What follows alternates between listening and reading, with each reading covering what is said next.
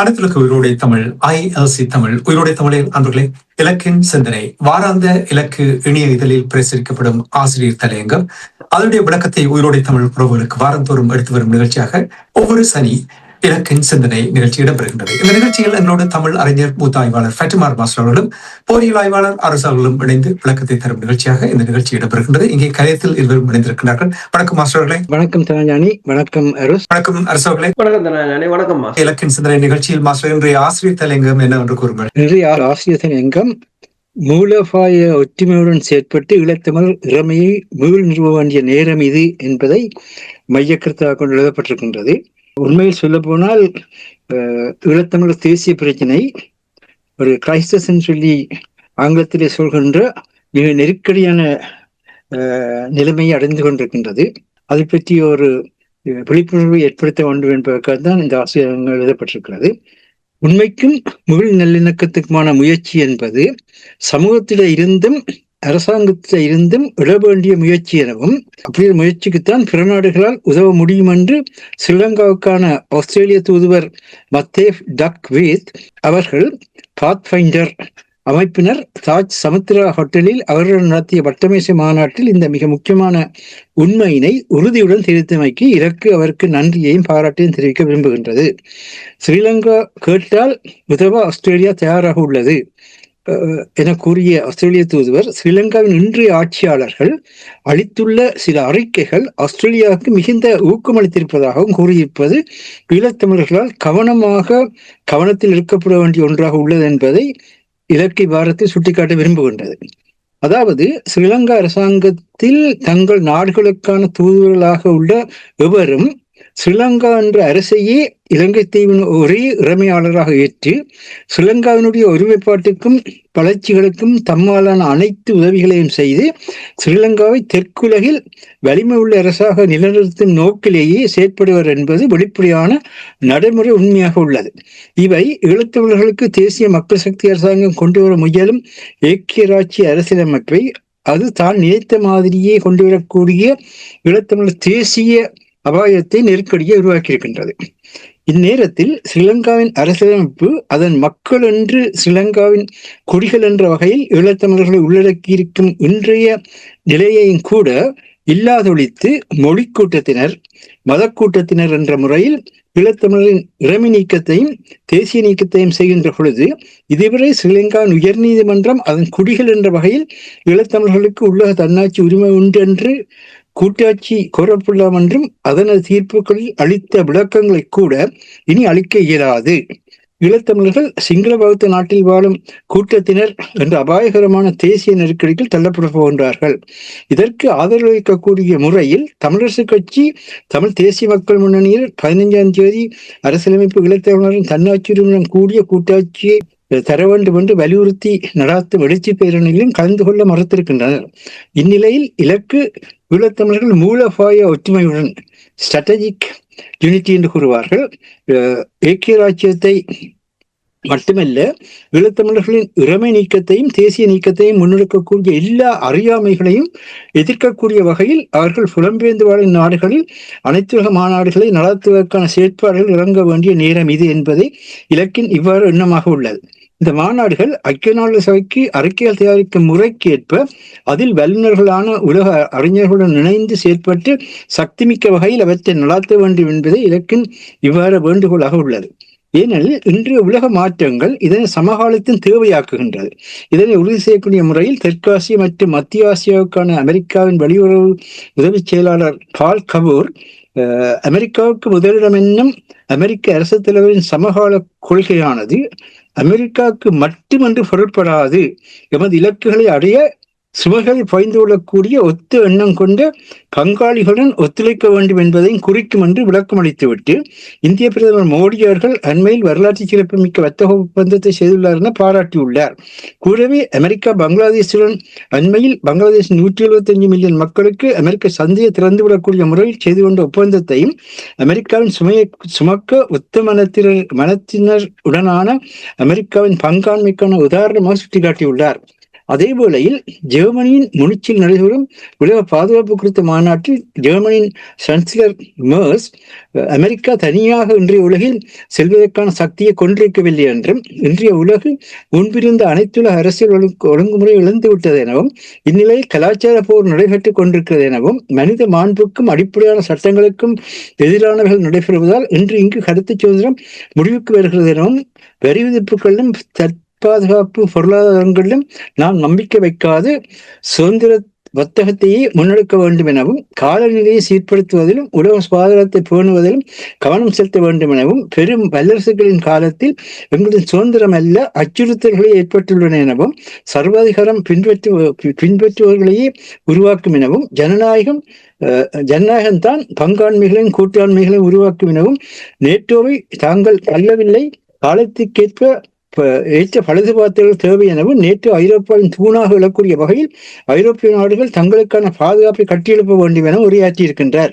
பிரான்சிய அரசு தலைவர் மெக்ரோனும் ஐரோப்பாவை உலகின் அரசியல் சக்தியாக கட்டியெழுப்ப வேண்டும் எனவும் இதற்கு தடையாக உள்ளவற்றை விலக்கி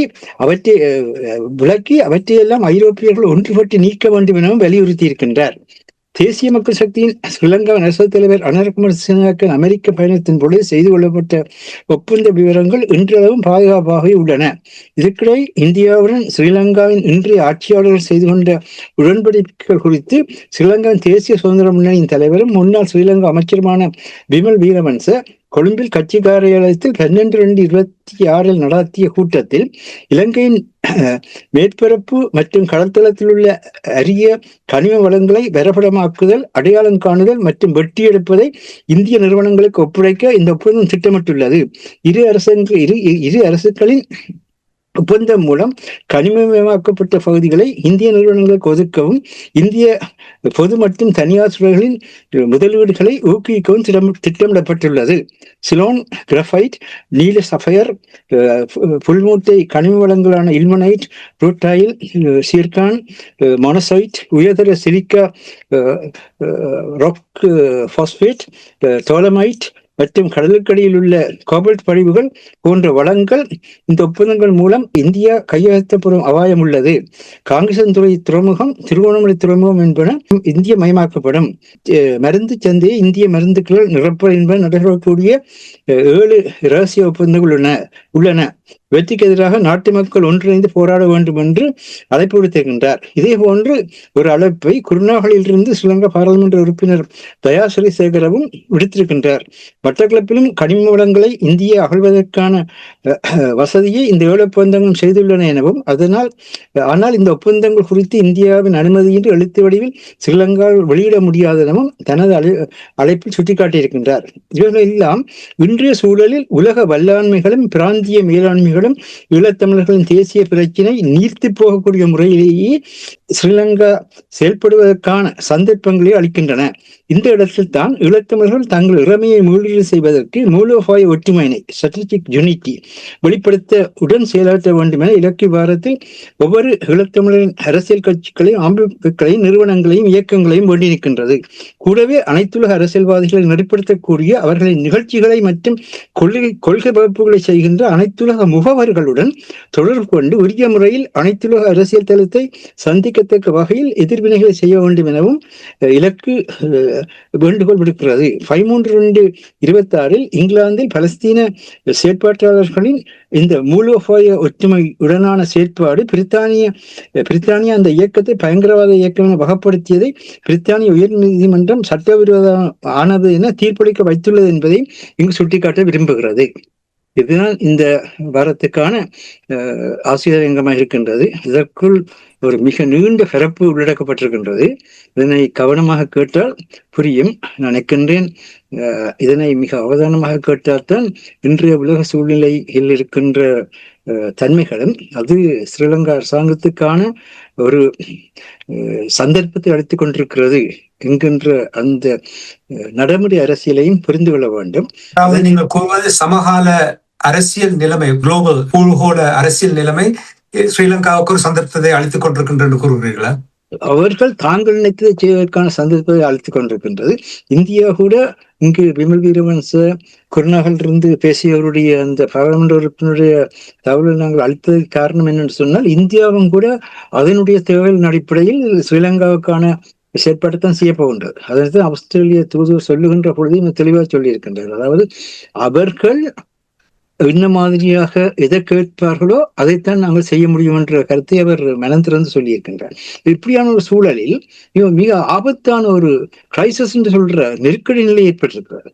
ஆனால் ஈழத்தமிழர்கள் இதை விளையாட்டாக வைத்துக் கொண்டு சிவஞானம் இன்றைக்கும் கூட என்ன செய்திருக்கின்றார் என்றால், கஜேந்திரகுமார் பொன்னம்பலம் அவர்கள் இந்த அரசியல் அமைப்புக்கு தமிழர்களுடைய எதிர்ப்பை தெரிவிக்கக்கூடிய முறையில் 15ஆம் தேதி பேரணிய கூட்டத்தை நடத்த முயற்சிக்கின்றார். அந்த ஒரு சூழலில் அவர்கள் இணைந்து நின்று எல்லோரும் செயற்பட வேண்டிய ஒரு தேவை வருகின்றது. இப்படியான நேரங்களில் கட்சி பேதங்கள் வேற்றுமைகளை பார்த்து கொண்டு நிற்பதற்கான நின்றால் எதுவுமே நடைபெறாது.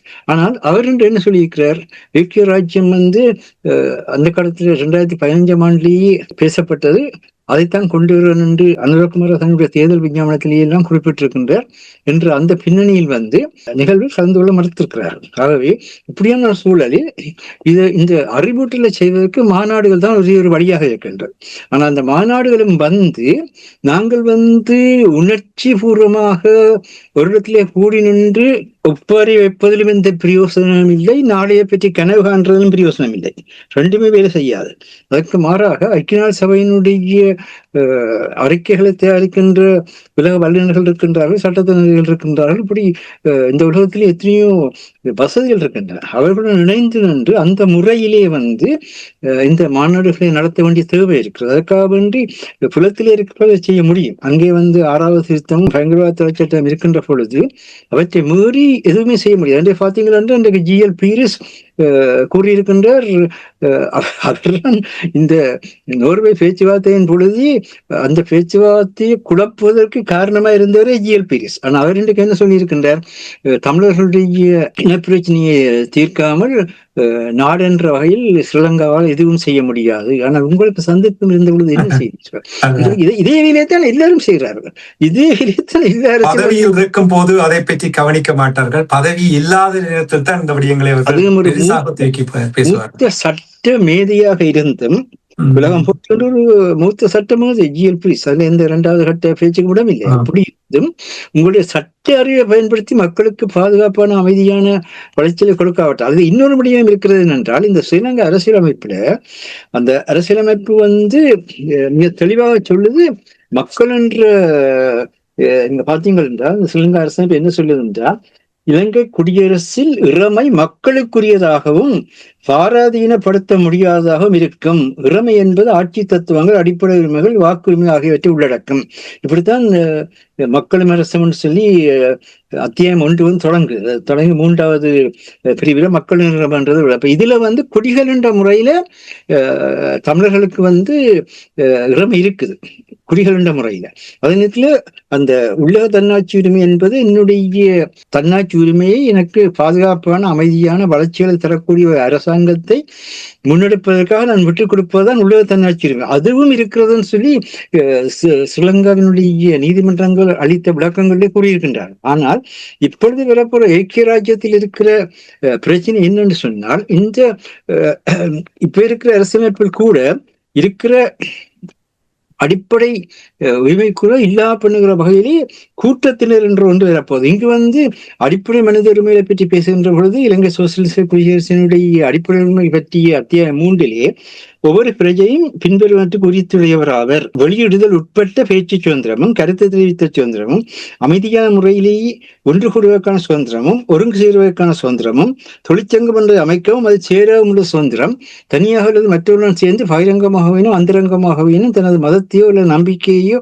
வழிபாட்டிலும் அனுசரிப்பிலும் சாதனையிலும் போதனையிலும் வெளிப்படுத்துவதற்கான சுதந்திரம், தனியாக அல்லது இணையர்களுடன் சேர்ந்து தனது சொந்த கலாச்சாரத்தை அனுபவிப்பதற்கும் மேம்படுத்துவதற்கும் அதனுடன் தனது சொந்த மொழியை பயன்படுத்துவதற்கான சுதந்திரம், ஏதேனும் சட்டமுறையான முயற்சியில் உயர்தொழில் வியாபாரத்தில் தொழிலில் அல்லது தொழில் முயற்சியில் தானாக அல்லது இணையர்களுடன் சேர்ந்து ஈடுபடுவதற்கான சுதந்திரம், இலங்கை முழுவதும் தடையின்றி நடமாடுவதற்கும் தான் விரும்பும் இடத்தில் வசிப்பதற்குமான சுதந்திரம், இலங்கைக்கு திரும்புவதற்கான சுதந்திரம் இருக்கிறான்னு சொல்லி பேரளவில் இருக்கின்றது.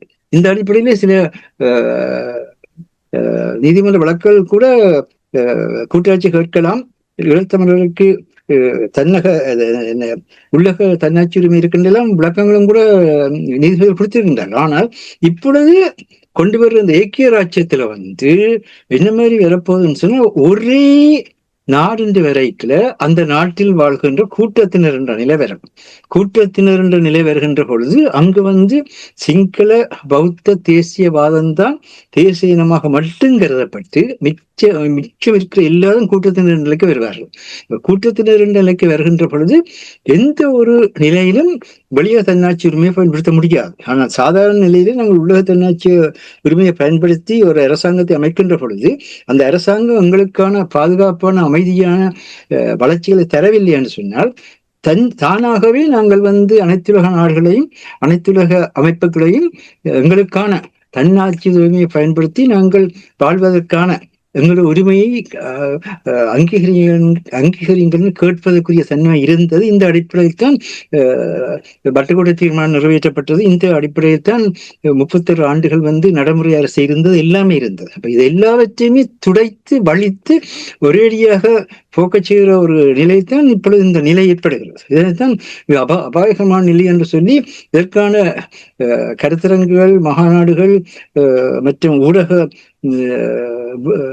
தெளிவுகள் அளிக்கப்பட வேண்டிய ஒன்றாக இருக்கின்றது என்பதை வலியுறுத்த விரும்புகின்றோம். நன்றி மாஸ்டர். நிச்சயமாக நீங்கள் கூறுவது போல் மாநாடு ஒரு முக்கியமான விடயம். அப்பொழுதுதான் மாநாட்டில் புத்திஜீவிகள், அடிக்கடி நான் கூறுவது போல் புத்திஜீவிகள், சட்டத்திறனிகள் செயல்படும் பொழுதுதான் ஒரு தெளிவாக கொண்டு வரலாம் என்று நம்புகிறேன்.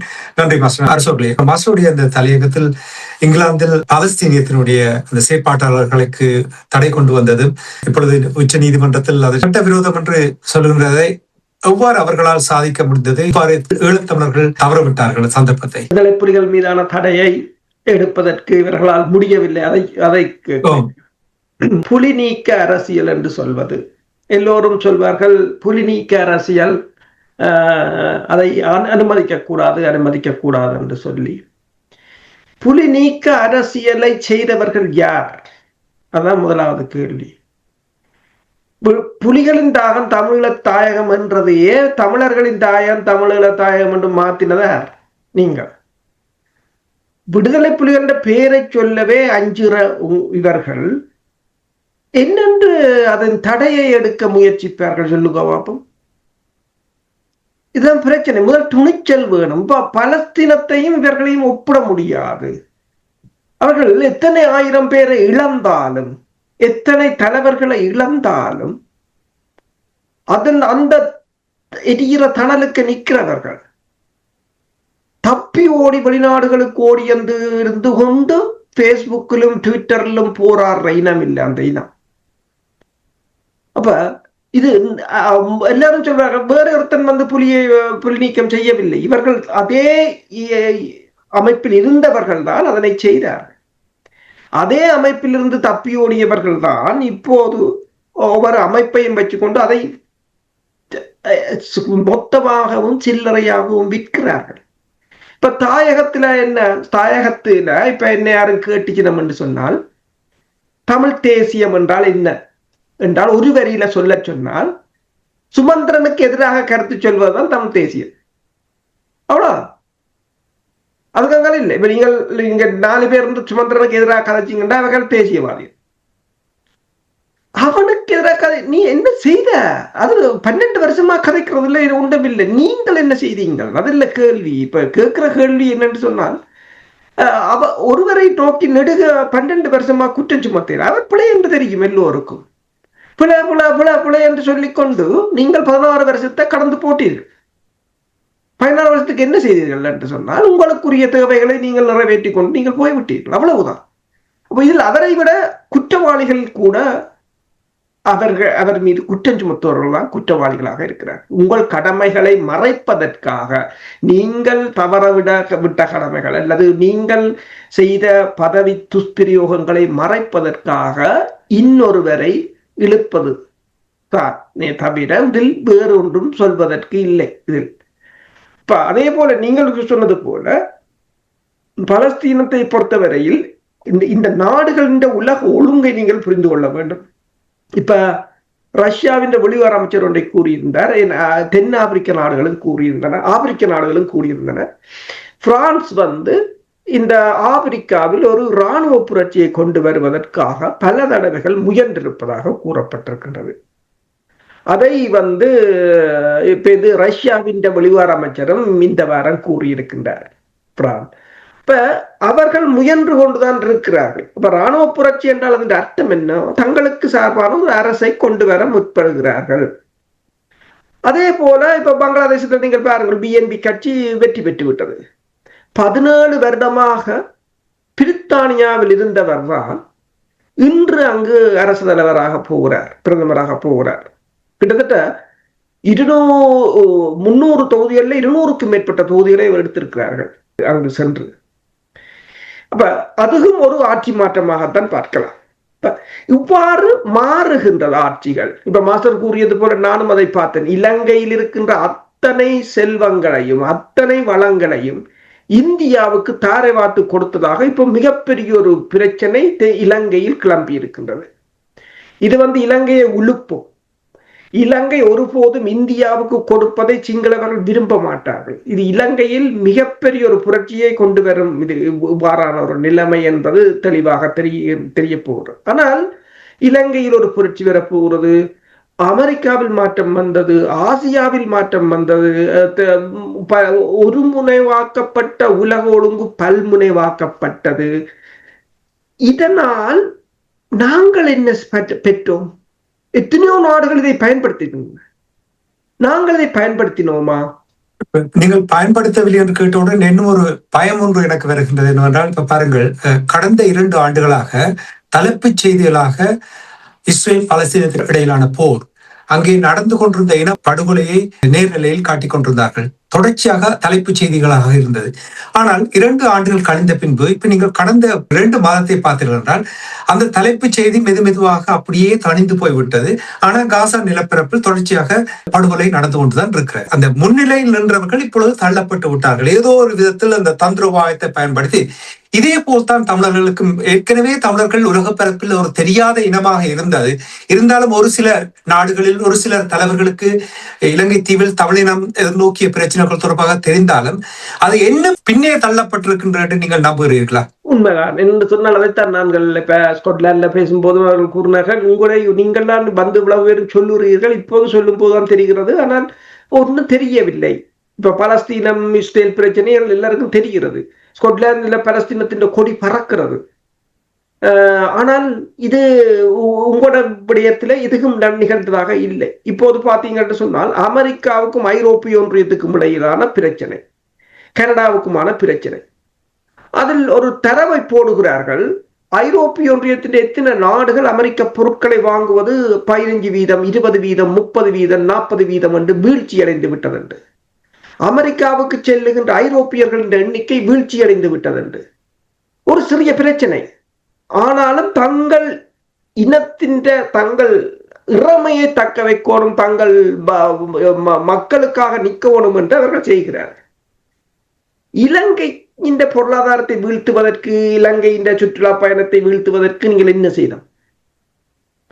அப்ப என்னென்று அவங்களுக்கு இப்ப நாங்கள் இலங்கை அரசுடன் கூடி கும்மாளம் அடிக்கிறோம். நீங்கள் அப்படி கூறுகிறீர்கள். இப்பொழுது மக்கள் மத்தியில் அவ்வாறான ஒரு சிந்தனை இல்லை. நான் உண்மையான நிலைமை கூறுகிறேன் என்றால், வானொலியில் நேரடி நிகழ்ச்சியில் நேர்கள் கூறுவதை நான் கூறுகிறேன்.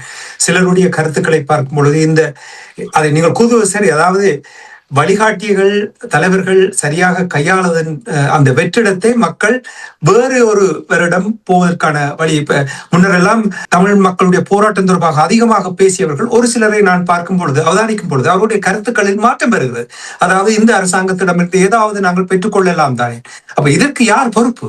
உண்மைதான், அரசியல்வாதிகளும் பொறுப்பு, அதனுடன் செயற்படுறவர்களும் பொறுப்பு. இப்ப பார்த்தீர்கள் என்று சொன்னால் பெருமளவான பேச்சுக்கள் ஊடகங்களிலும் அல்லது வேறு வழிகளிலும் எது தொடர்பாக நடைபெறும்? மக்களுடைய பிரச்சனை தொடர்பாக பேசுகிறார்களா? இல்லை.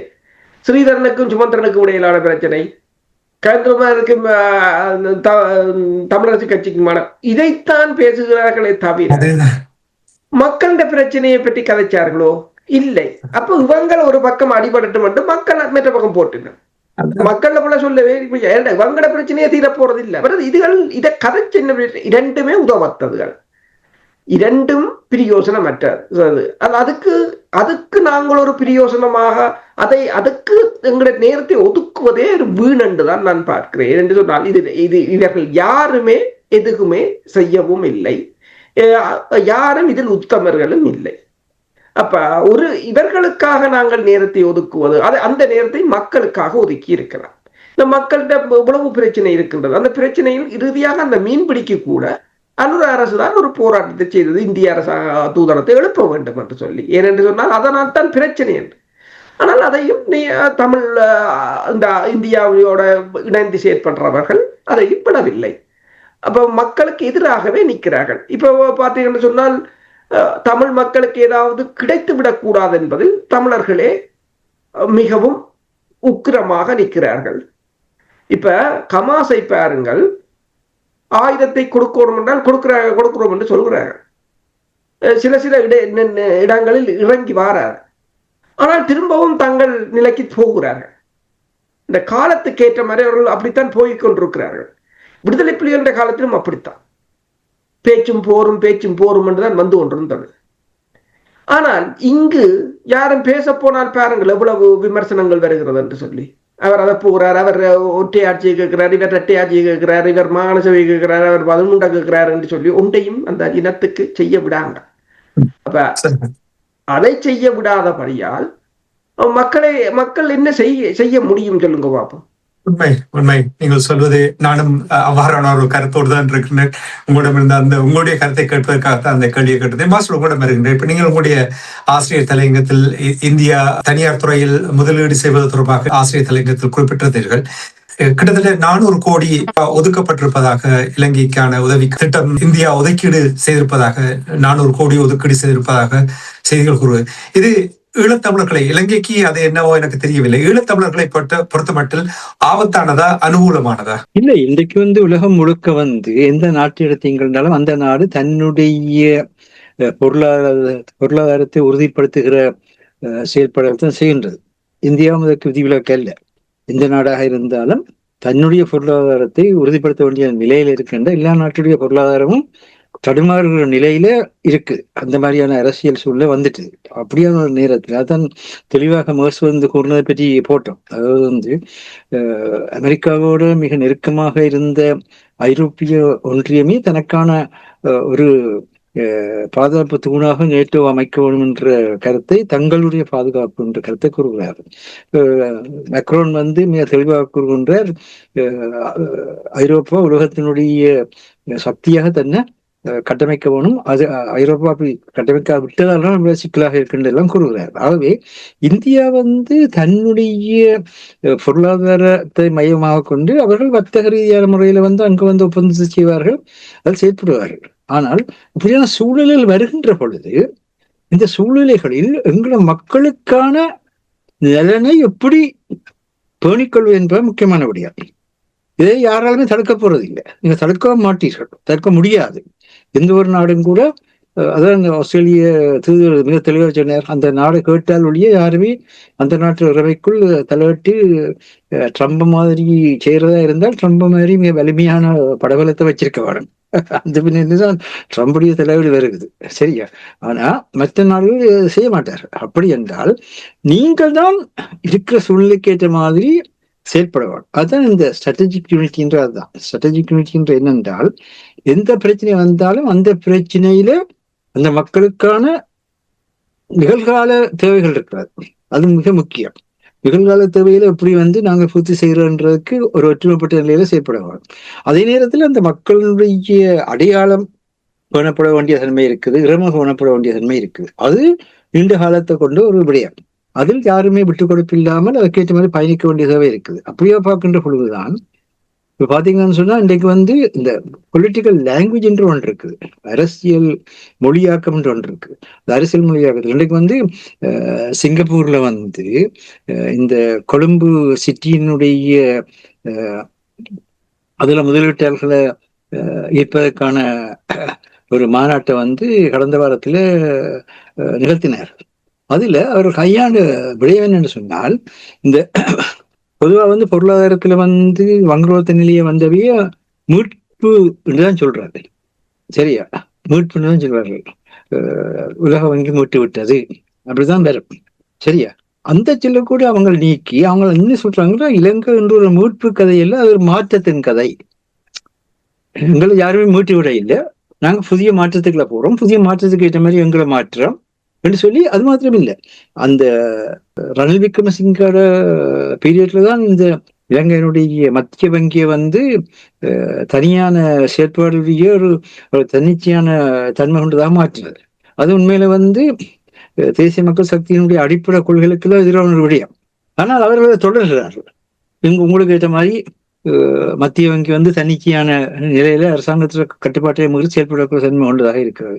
அதே மாதிரியா நீங்க பாத்தீங்கன்னா, அந்த நேரத்துல ஃபோர்ட் சிட்டியில என்ன மாதிரியாக ஒரு தனியுடைமையை போனதற்கு முறையில என்னென்ன சட்டங்கள் எல்லாம் கொண்டு வந்தார்களோ அது எல்லாத்தையும் எடுத்து சொல்லி, சமகாலத்துல நிதி எடுப்பதற்கான முறையில அங்க செயற்பாட்டை கொண்டு போறதுக்கான முறை செயற்படுறது ஜிஎன்பி செய்ததை அனுவடனங்கிறத சொல்ல மாட்டோம், அந்த கையாள மாட்டோம் அப்படியெல்லாம் சொல்ல இல்லை.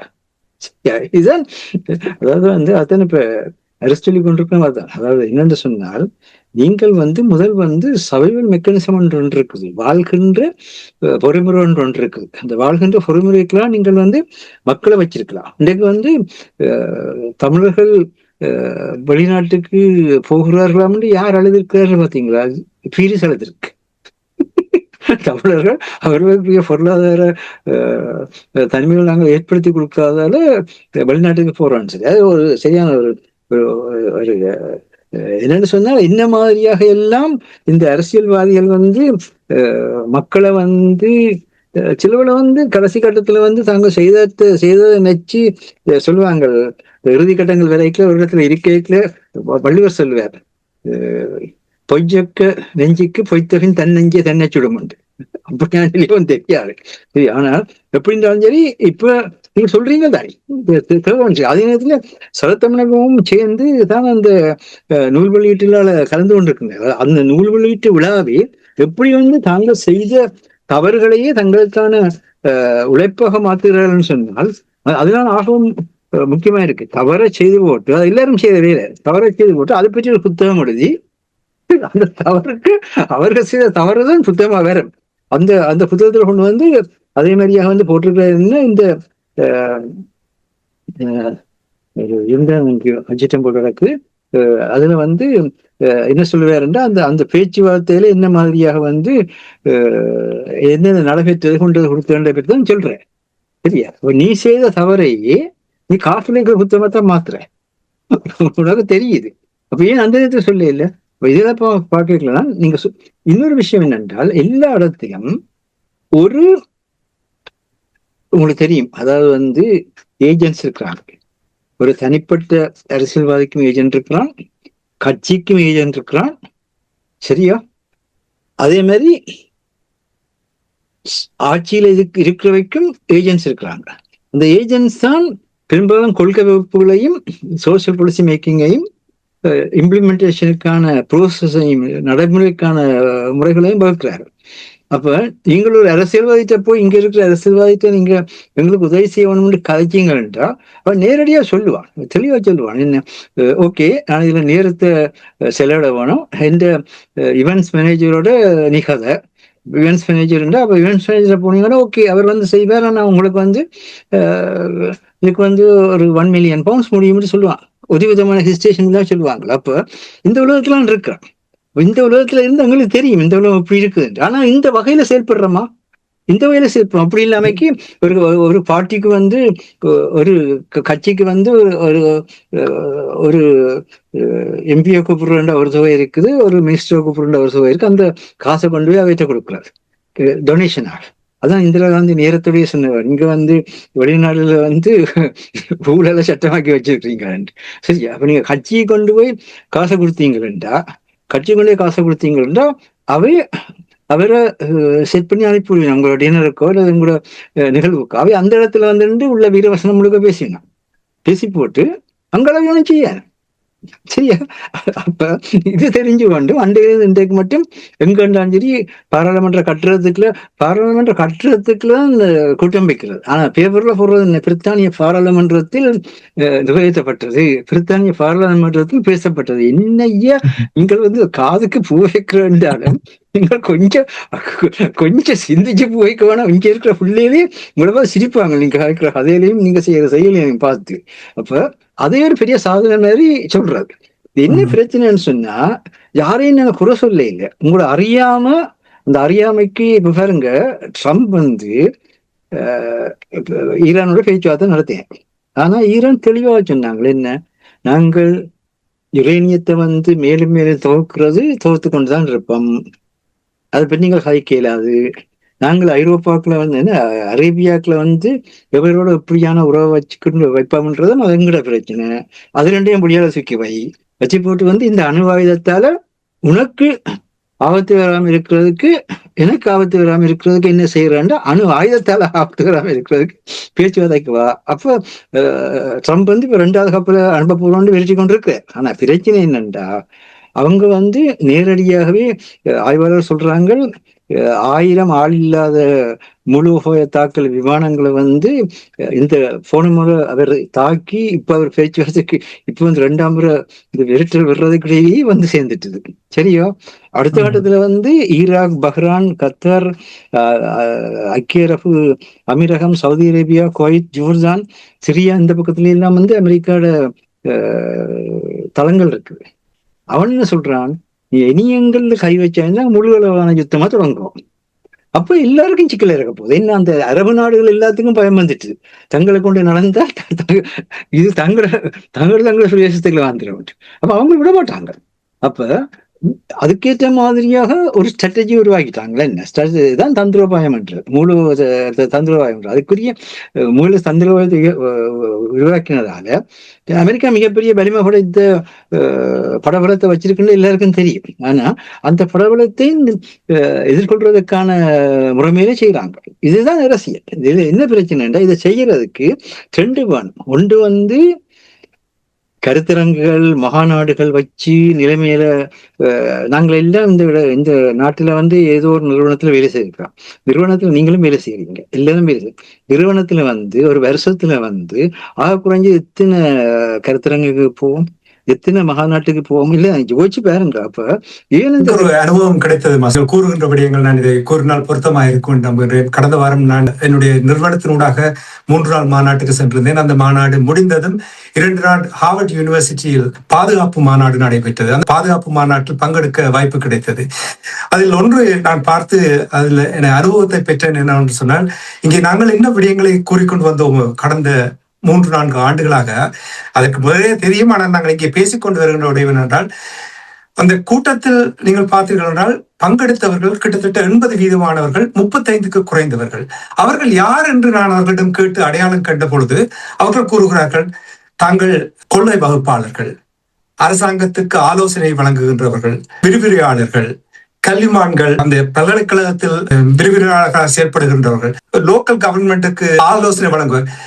பார்த்தீர்கள் என்றால் எல்லோருமே அந்த உலக பந்தில் நடக்கின்ற விடயங்களை உன்னிப்பாக அவதானித்து அதற்கேற்றவாறு எவ்வாறு எங்களுடைய நகர்வுகள் இருக்க வேண்டும் என்பதை அங்கே சுட்டிக்காட்டுவதை நான் அடிக்கடி பார்க்கக்கூடியதாக இருந்தது. அதே போல் முன்ன நாள் பிரதமர் நிகழ்வில் வந்திருந்தார், பேசுவதற்கான வாய்ப்பு இருந்தது. நீங்கள் கூறினீர்கள், சில ஆலோசனைகள் வழங்குவதென்றால் நாங்கள் முதலீடு செய்துதான் ஆக வேண்டும், இல்லை என்றால் அந்த விடயங்களை நாங்கள் செய்ய முடியாது. எனவே எங்களுடைய அணுகுமுறையில் நிறைய மாற்றம் வேண்டும் மாஸ்டர். நாங்கள் இப்ப இதுவரை காலமும் நாங்கள் எவ்வளவு விடயங்களை பேசினோம். எனக்கு ஒரு நல்ல ஒரு சந்தர்ப்பத்தை இந்த ஹார்வர்ட் யூனிவர்சிட்டியில் நான் 2 நாள் அந்த கூட்டத்தில் பங்கெடுத்த பொழுது, அந்த மாநாட்டில் பங்கெடுத்த பொழுது, அது நீங்கள் கூறுவது போல் இந்த மாநாட்டை நடத்துவதனுடைய முக்கியத்துவம் என்ன என்பதை எனக்கு அது வலியுறுத்தியதையும் நான் இங்கே சொல்லி ஆக வேண்டும் என்றதை கூறிக்கொண்டு, தமிழர் தரப்பை பொறுத்த மட்டும் மாஸ்டர், உங்களுக்கு தெரியும் சந்தர்ப்பங்கள் வந்து கொண்டுதான் இருக்கின்றது. சமீபத்தில் கூட சுவிட்சர்லாந்து அரசாங்கம் கூட ஒரு முயற்சி எடுக்கின்றது. அதில் குளறுபடிகளை ஏற்படுத்துகிறார்கள் என்றால் எவ்வாறு தமிழர்கள் இங்கிருந்து நாங்கள் நகரப் போகிறோம்? என்ன சிக்கல்னு சொன்னால், இதுகளை அந்தந்த துறை சார்ந்தவர்கள் கலந்து ஆலோசிக்கணும். இப்ப நீங்க போனீங்கன்னா மாநாட்டிலேயோ கருத்தரங்கிலேயோ எல்லாரும் எல்லாம் பேச முடியாது. அந்த துறையில துறை போன நிலையில இருக்கிறவர்கள் தான் பேசுவாரு. அப்ப இங்க என்ன நடக்குதுன்னு சொன்னா இந்த துறைபோன அறிவுன்றது எங்களுக்கு இல்லாம இருக்கு. பாருங்க, இப்ப பிரித்தானிய பிரதமர் வந்து சீனாவுக்கு போனார். அங்க சீனால மிக அற்புதமான முறையில பெரிய நட்புறவு எல்லாம் பேசப்பட்டது, எல்லாம் நடந்தது. ஆனா அடுத்த கிழமை நடந்தது, ஜிம்மிலாய்க்கு வந்து 78 வயசு. அந்த ஆள் வந்து ஜனநாயகத்துக்காக வேண்டி கொங்கோங்கில் வந்து செயல்பட்ட அந்த பிரச்சனையில வந்து அவருக்கு வந்து 20 ஆண்டுகள் சிறை தண்டனைன்னு சொன்னா கிட்டத்தட்ட அவர் ஆயுள் முழுக்க அதுக்குள்ளே இருக்கணும்ன்ற நிலையில சிறை தண்டனை விதிக்கப்பட்டது. ஆனால் அதுக்கு பிரித்தானியா வந்து அதை எதிர்கொள்ளல. அதை வந்து ஒரு நீதிக்கு எதிரான ஒன்று, ஊடகத்துறை எதிரான ஒன்று அப்படியாக வந்து அவர்கள் எதிர்கொள்ள. எப்படி எதிர்கொள்றார்கள்? ஹியூமனிடேரியன் மனிதாய அடிப்படையில வந்து அவரை விடுதலை செய்யுங்க. சரியா? அத பிரித்தானியா ஒரு பெரிய வல்லரசு, அது மாத்திரம்ல அணு ஆயுதம் உள்ள வல்லரசு இல்லை. சரியா? அவர்கள் தங்களுடைய அந்த அந்த எங்களுடைய இதுல வந்து அந்த கெட்டுன்னு சொல்லுவாங்களே, அதாவது அந்த எங்களுக்கு இது இருக்கு அது இருக்குன்னு நச்சுக்கொண்டு செயற்படுற தன்மை இருக்குல்ல, அப்படியே செயற்படுறார்கள். அப்படின்ட்டு இல்லை, இத்தனைக்கும் அவரை மனிதாபிமான அடிப்படையில் விடுதலை செய்யுங்கன்னு தான் கேட்கிறாங்க. ஏன் அப்படி கேட்கிறாங்க? ஏன்னு சொன்னால் எப்பையும் வந்து தொல்காப்பியத்தில இருந்து நாங்கள் நெடியில் சொல்லிக் கொண்டு வரோம். அதாவது வேந்துரு தொழில் என்பது பகமை நீக்க, பகமை வெல்லுதல் அல்ல. பகமை நீங்கினால்தான் எந்த இடத்திலும் வந்து அமைதி இருக்குமே தவிர, பகமையை வெண்டீங்கள்டா ஒரு பகமையை வெல்ல அந்த பின்னடைகிற பகுதி என்ன நடக்கும்? அது மீண்டும் ஒரு பகமையா மாறும். பகமையா போய்கொண்டிருக்குமே தவிர, பகமை வெல்லுதல் மூலம் நீங்க ஒரு காலம் வெல்ல முடியாது உலகத்துல இதையும். ஆனா பகமையை நீக்கம்ன்றது ஒரு புரிந்துணர்வுக்குள்ள வந்து இதால வந்து இப்ப இன்றைக்கு சொல்றாங்க, ரஷ்யாவிலும் சரி உக்ரைனிலும் சரி 2 பகுதிக்கும் ஆளளவிலும் வந்து நியாயமான இழப்பு, பொருளாதார நிலையிலும் நியாயமான இழப்பு. இப்ப அவை 2 பேருக்கு இருக்க பிரச்சனை என்னன்னா, இது எப்படி வந்து இதுக்குள்ள வந்து வெளியில வாரன்றதான் பிரச்சனை. அதுக்குத்தான் மேக்ரோன் வந்து மிக தெளிவா சொல்றது என்னன்னா, இந்த உக்ரைன் பிரச்சனை முடிஞ்சாலும் நாங்கள் வந்து தொடர்ந்து வந்து ரஷ்யாவோட விதமாக இணைஞ்சு வாழ்றதை பற்றி சட்டங்களை உருவாக்க வேணும், இல்லாவிட்ட பிரச்சனை தொடர்ந்து இருக்கும். அப்ப எப்படி எல்லாம் சிந்திக்கிறாங்க சொல்லுங்க பாப்போம். அப்ப இந்த இந்த நெருக்கடி கொடுக்கப்பட்டால்தான் அந்த பின்னணியில பேரும். இன்றைக்கு வந்து ஜிம்மி லைக்கி கொங்கோங்ல வந்து தண்டனை வழங்கப்படுறது உலக ஊடகத்துல முழுக்க கண்டிக்க வேண்டிய ஒரு விடயமாக இருக்கு. என்று சொன்னா கருத்து சுதந்திரத்துக்கான ஒரு மிகப்பெரிய ஒரு வீழ்ச்சி தான் அது. அந்த அந்த அந்த அந்த விதமா பார்க்கின்ற பொழுது அந்த அது மாத்திரம் இல்லை, 2020க்கும் 26க்கும் இடையில கிட்டத்தட்ட 385 தனிப்பட்டவர்களுக்கு மேல கைது செய்திருக்கின்றார்கள். அதுல வந்து 175 பேர் தேசிய பாதுகாப்பு குற்றம் குற்றம் சுமத்தப்பட்டிருக்கு. அவை ஊடகத்துறை வந்து பாதிக்கப்படுது. அப்போ ஒரு துறையில ஊடகத்துறை பாதிக்கப்படல, அதுக்கான அந்த எழுச்சியை கூட மற்ற ஊடகத்துறை செய்ய முடியாம இருக்கு. பாருங்க, இன்றைய கால அதான் மகிழ்ச்சியான விஷயம். இன்றைய காலகட்டத்துல மனிதாயத்தை பேண வேணும்ன்ற தன்மை இல்லாமல் போய்க்கல, கருத்து சுதந்திரம் தானாகவே இல்லாம போயிடும். இவற்றில நாங்கள் எல்லாத்தையும் பேசிக்கொண்டு இருக்க நேரம் இல்லை. ஆனா இன்றைக்கு பாத்தீங்கன்னா, அதான் இப்ப சொன்ன ஞாபகத்துக்கு வந்துட்டு, இவர் எழுதிக்கிற புத்தகம் வந்து இலங்கையின் சமாதான பேச்சுவார்த்தை முன்னெடுப்பு ஒரு உள்ளக பார்வை. சரியா? அப்ப இத நீங்கள் ஏன் அதிகாரத்துல இருக்கீங்களோ இதை வேற சொல்ல இல்லை. ஒருவர் நீங்கள் அதிகாரத்தில் இருக்கீங்களேன்னு சொல்ல இல்லை. சரி, இது இப்ப இது நடந்ததை பற்றி பிரச்சனை இல்லை. இப்ப இங்க இன்னொரு பிரச்சனை இப்ப வரப்போகுது. இங்க நான் சொன்னேன், இப்ப ஆக்ஸ்போர்ட் பல்கலைக்கழகம், கேம்பிரிட்ஜ் பல்கலைக்கழகங்கள் வந்து அவை மாணவர் ஒன்றியத்துல வந்து நாமல் ராஜபக்சவை பேசுறதுக்கு கூப்பிட்டு இருக்கின்ற செய்தி வந்து கொண்டிருக்குது. அப்ப அது வந்து உண்மையில வந்து பல்கலைக்கழகங்களுக்கு மாணவர்களுக்கு இப்படித்தான் நடந்துன்றதை தெரிவிக்க வேண்டிய ஒரு தன்மை இருக்குது.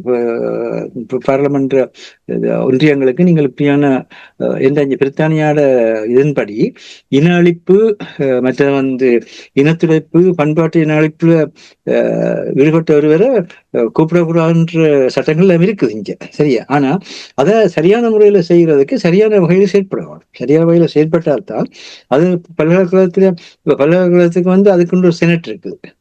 செனட் அமைப்புக்குள்ள எல்லா பல்கலைக்கழகம் இருக்குது. சரியா? அதுக்குன்னு துணைவேந்தர் இருக்கிறார்கள். சரியா? நீங்க அவையிலோட போய் உரிய முறையில காட்சி பேசி நீங்க ஏன் செய்யறீங்க கொள்றீங்களு வலிமையான ஒரு ரெப்ரசன்டேஷன் அனுப்பினால்தான் அவர்கள் பதில் சொல்ல வேண்டிய நிலை வரும். சரியோ. ஆனால் நாங்கள் எங்களிடையில எங்களுடைய எதிர்ப்பு மாத்திரம் காட்டுவோமா இருந்தால் என்ன நடக்கும்ன்றதை பற்றி நாங்கள் உலக அளவில் எதிர்ப்பெல்லாம் காட்டியிருக்கிறோம். அப்படி காட்டுறது எந்த ஒரு தப்பும் இல்லை. எங்களால் செய்யக்கூடியது அதிகாவது செய்வோம் என்ற நிலையில செய்யலாம், அது வேற விஷயம். ஆனா அதுக்கு அப்பால இவற்றையெல்லாம் நாங்கள் என்ன மாதிரி அணுக வேணும், ராஜதந்திர முறையில் அணுக வேணும், சட்டத்தினுடைய பின்னணியில் அணுக வேணும், இந்த நாட்டில் வளமியல் அடிப்படையில் அணுக வேணும். இந்த நாட்டில் வளமியல் முறைப்பட்டால் இந்த நாட்டில் வளமும் முறைப்படுது என்று அவன் வேற வகத்தால திசை திருப்பி விட்டுருவாங்க. எல்லா விஷயத்திலும் அந்த துறை போன ஆக்களோட இணைந்து துறை போன முறைமையில கையாள வேண்டிய ஒரு சேவை இருக்குது. அது நேரத்துல இப்படியான இடத்துல எதுவுமே நடைபெறாத ஒரு சூழ்நிலையில கடைசி மக்கள் தெருவில் தங்களை எதிர்ப்பை தெரிவிக்க வேண்டிய ஒரு நிலை இருக்குது என்ற உடனே எல்லாத்தையும் செய்ய முடியாது. அப்படியா நிலையில் எல்லாரும் திரண்டு போய் அதில் பங்கு பெற்றி அமைதியான முறையில இந்த நாட்டு சட்டங்களை மீறாத முறையில பங்கு பெற்றி அதை வழிகாட்ட வேண்டிய தேவையும் இருக்குது. ஆனா எதை செய்யலையும் இதுவும் எல்லாரும் நல்லதுதான் செய்யறீங்க. ஆனா அந்த நல்லது செய்வது பலன் தருகிறதா, பயன் தருகிறதா, இதுதான் இன்றைக்கு இருக்கிற கேள்வி. நன்றி மாஸ்டருடைய தலையங்கத்தில் மூலோபாய ஒற்றுமையுடன் செயல்பட வேண்டும் என்று சொல்லும் பொழுது என்பது விடயம் இப்ப உங்களுக்கு தெரியும்.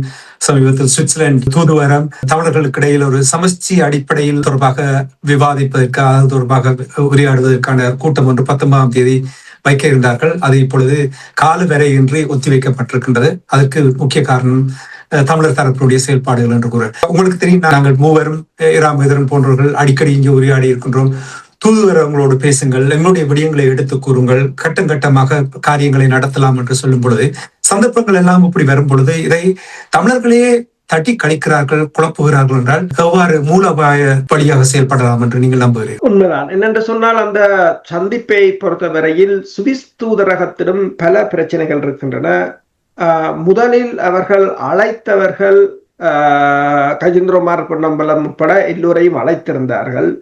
ஆனால் பின்னர் தான் கஜேந்திரகுமார் பொன்னம்பலம் அவர்களுக்கு தெரிந்தது இதனை ஒழுங்குபடுத்தியவர்கள் சத்தியலிங்கமும் சுமந்திரனும் என்று சொல்லி. ஆனால் இந்த 2017ஆம் ஆண்டு தயாரிக்கப்பட்ட இடைக்கால ஒரு அறிக்கை ஒன்றைத்தான் அங்கு விவாதிக்க போவதாக அவர்கள் அறிந்து கொண்டார்கள். அதை நிராகரிக்க வேண்டிய ஒரு கட்டாயம் இருக்கின்றது. இவர்கள் தாங்கள் ஒரு தீர்வை முன்வைக்க வேண்டும். ஆனால் தனியாக தாங்கள் நிராகரிப்பதற்கு முன்பாக அதனை ஏனைய சிவில் சமூகம் ஏனைய கட்சிகளுடன் கலந்தாலோசிக்க வேண்டும். என்னென்று சொன்னால், நாளைக்கு நீங்கள் இப்ப கஜேந்திரகுமார் பொன்னம்பலம் அவர்கள் தமிழகத்துக்கு சென்றார்.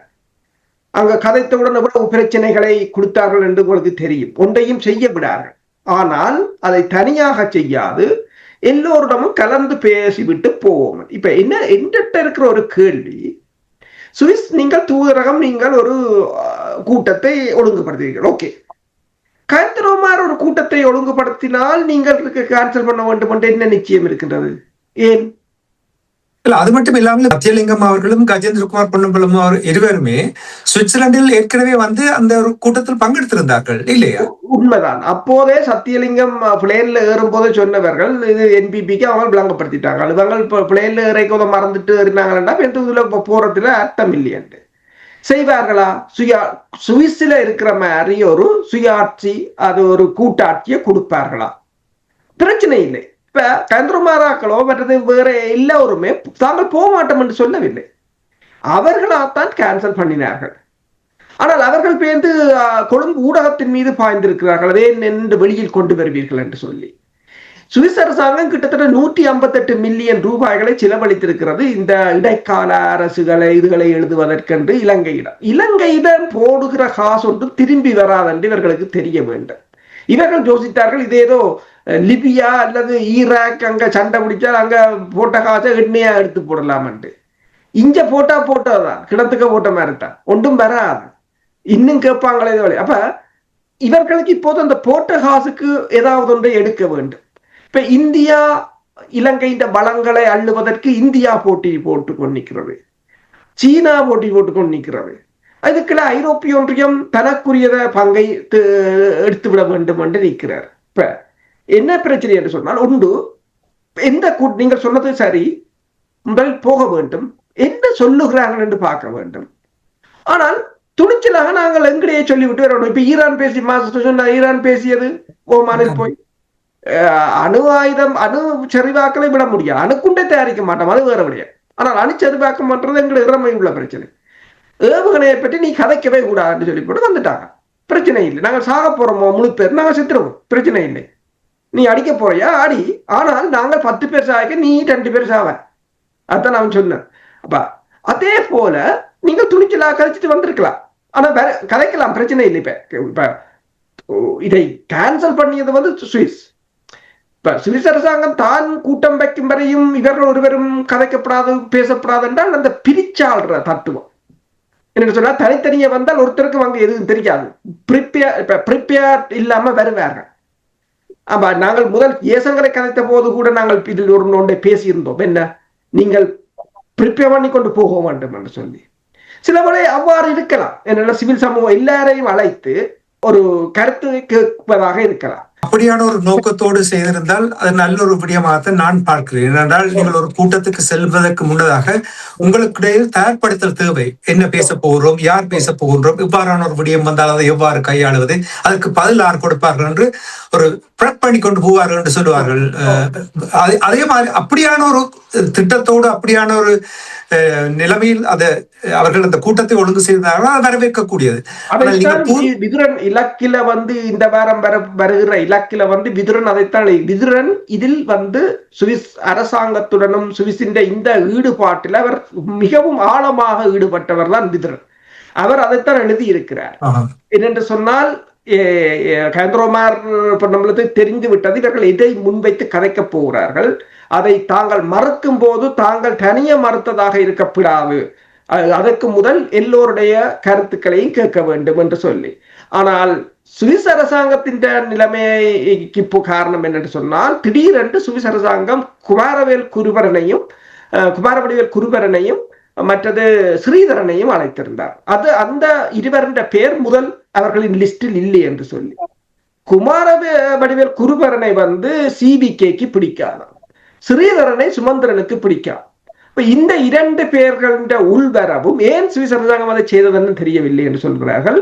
உள்வரவை தொடர்ந்து இதனை சுமந்திரனும் சிவிகேயும் தான் இதனை சத்தியலிங்கம் தான் இதனை செய்ததாக கூறப்படுகின்றது. சிரிக்கிறதா அழுகிறதா என்று தெரியவில்லை. ஏனென்றால் ஒரு இனம் ஒவ்வளவு தியாகம் செய்து போட்டு காத்து கொண்டிருக்கின்றது, அவரை பிடிக்கல இவரை பிடிக்கல என்று அதில் தான் தங்கி இருக்கிறார் என்றால் என்ன சொல்லுவது என்று எனக்கு தெரியவில்லை. மாஸ்டர், நீங்கள் ஏதாவது இருந்தால் கூறுங்கள் எங்களுக்கு.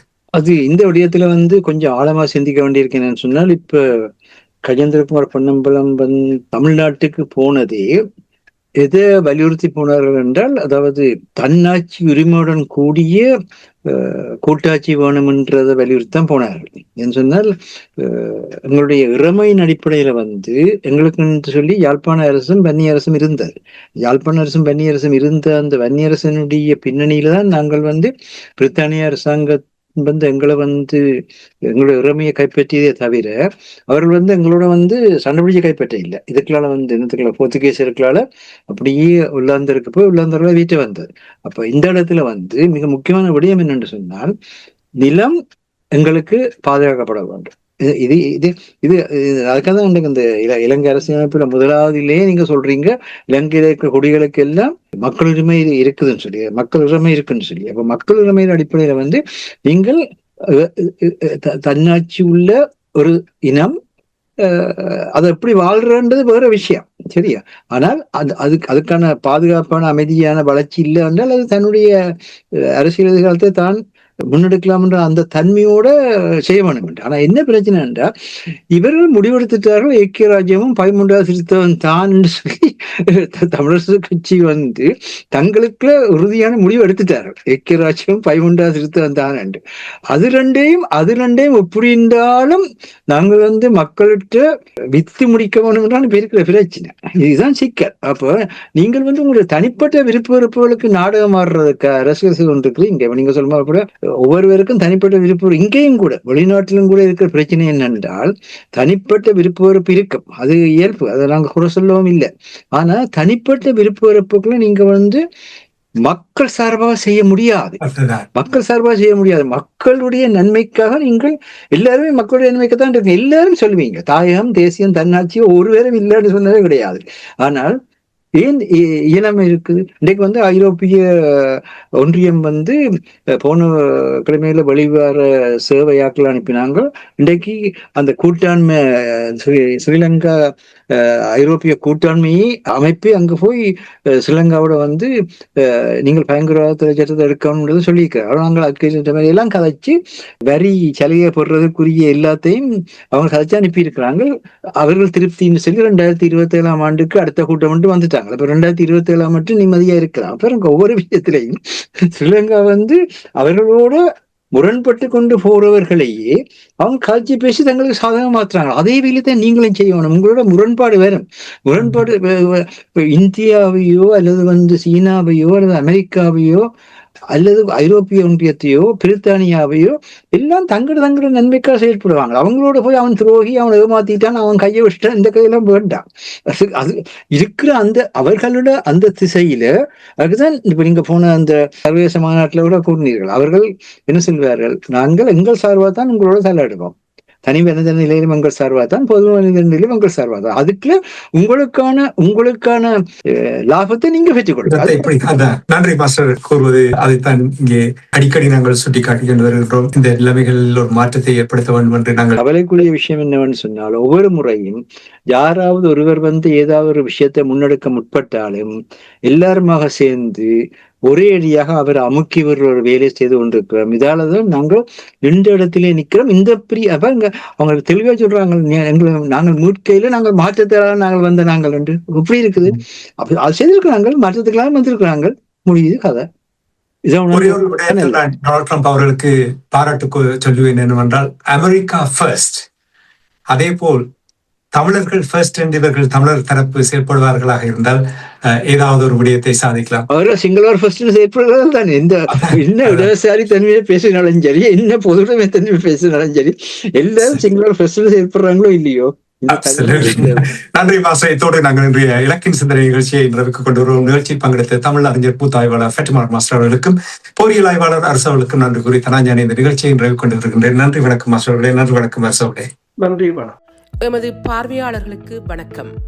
மக்களின் குரலாய் ஓங்கி ஒலிக்கும் இலக்கு மின்னிதழ் மற்றும் உயிரோடை தமிழ் வானொலி ஆகிய இவ்விரு ஊடகங்களும் உங்களைப் போன்ற எமது நேயர்கள் நண்பர்களின் ஆதரவிலேயே இயங்கி வருகின்றன. மிக குறைந்த வளங்களுடன் பல இடர்கள் மற்றும் தடைகளை தாண்டி பயணிக்கும் எமது ஊடகங்களின் பணிகள் மேலும் வளர உங்களால் முடிந்த நிதி உதவியை வழங்கி இன்னும் காத்திரமான செயற்பாடுகளை முன்னெடுக்க உதவுமாறு மிகவும் பணிவன்புடன் வேண்டி நிற்கின்றோம். உங்கள் பங்களிப்பு உங்களின் உரிமை குரலாய் ஓங்கி ஒலிக்கும். நன்றி.